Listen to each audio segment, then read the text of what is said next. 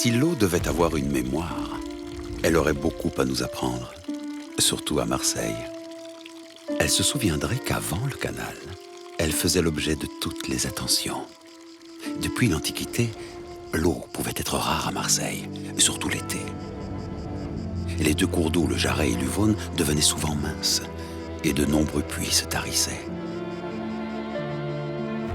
Nous sommes en 1834. La population augmente de plus en plus, mais l'eau disponible reste toujours la même. 12 litres par jour par habitant, et la sécheresse contraint l'armée à garder l'Uvonne. 3 épidémies de choléra se succèdent en moins de 2 ans. Chacun reconnaît que l'essor de Marseille est conditionné par la présence d'une eau en abondance, pour ses habitants, pour l'agriculture et les industries naissantes. L'idée d'un canal pour amener les eaux des Alpes à Marseille est ancienne. Depuis le XVIe siècle, les projets se sont succédés. Adam de Craponne, puis Jean-André Floquet, et maintenant Hyacinthe Garella et Charles Bazin ont tous imaginé son tracé idéal. Maximin Consolat, le maire de Marseille qui étudie cette question de longue date, prend, le 18 juillet 1834, la décision de construire le canal de Marseille. L'entreprise s'annonce longue, techniquement complexe et coûteuse. Mais pour Consolat, l'exécution du canal est une décision irrévocable. Quoi qu'il en coûte, le canal s'exécutera. Mais comment franchir les collines et les vallées? Faut-il intéresser encore Aix-en-Provence ou d'autres communes? De quel débit Marseille aura-t-elle besoin? Quel sera le coût final? Devant tant d'interrogations et de rapports contradictoires, 2 années vaines se sont écoulées. Là, les élus de Marseille demandent à l'État le concours des ponts et chaussées. L'ingénieur en chef Kermingan cautionne un jeune ingénieur suisse, Franz Mayor de Montricher, qui reprend l'étude d'un tracé. Le projet enthousiasme aussitôt le conseil municipal. La loi du 4 juillet 1838 autorise la ville de Marseille à prélever 5,75 mètres cubes d'eau à la Durance et à construire son propre canal. En 1839, sous la conduite de Montricher, débutent les travaux du plus vaste chantier qu'ait connu la Provence. 84 km de canal à tracer, à construire et à creuser avec une pente moyenne de 33 cm par kilomètre, soit un dénivelé de 27 mètres entre la Durance et Marseille. Le tracé prévoit 52 souterrains totalisant 17 km, 18 ponts aqueducs à plusieurs arches et 220 ouvrages d'art. La municipalité de Marseille lève un emprunt de 10 millions de francs, mais les projets définitifs annoncent une forte augmentation qui nourrit les critiques des détracteurs. L'ingénieur Montricher est tout à la fois chef du chantier, passeur de marché, responsable des embauches de milliers d'ouvriers et aussi communicant. En 1841, il invite une poignée d'hommes de presse à parcourir la ligne du canal. Parmi eux, l'écrivain Joseph Méry prononce à l'Académie un discours vibrant à la gloire du plus grand chantier français des années 40. Sa déclaration emporte l'adhésion des Marseillais. Le chantier, structuré en 6 divisions, présente tous les écueils. Première difficulté, la prise d'eau de la Durance en aval du pont de Pertuis. Malgré 4 années d'observation des caprices de la rivière, une crue en novembre 1843 dévaste le chantier.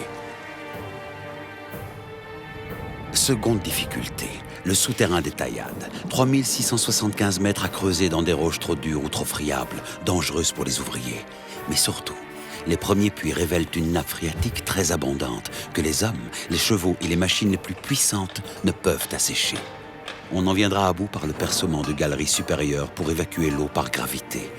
7 années d'efforts continuent pour de nombreux ouvriers, des familles entières, pour la plupart immigrés.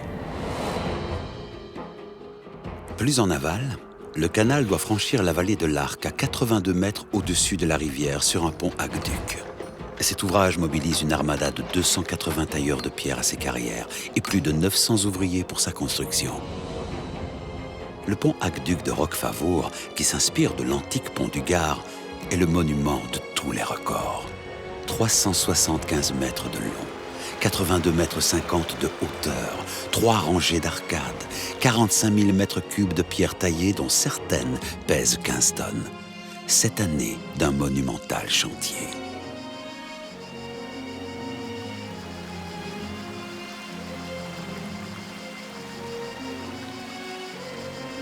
Le 30 juin 1847, l'eau franchit enfin la vallée de l'Arc pour atteindre Marseille, avec l'accueil que l'on imagine.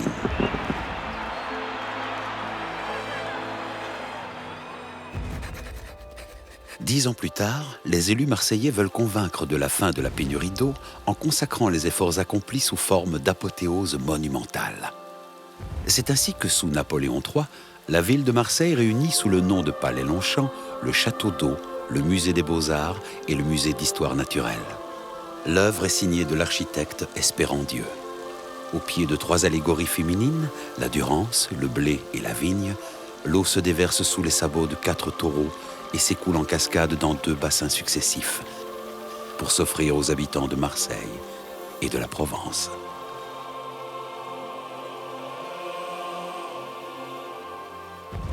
Le canal se prolonge dans la commune en plusieurs dérivations pour le bénéfice du plus grand nombre.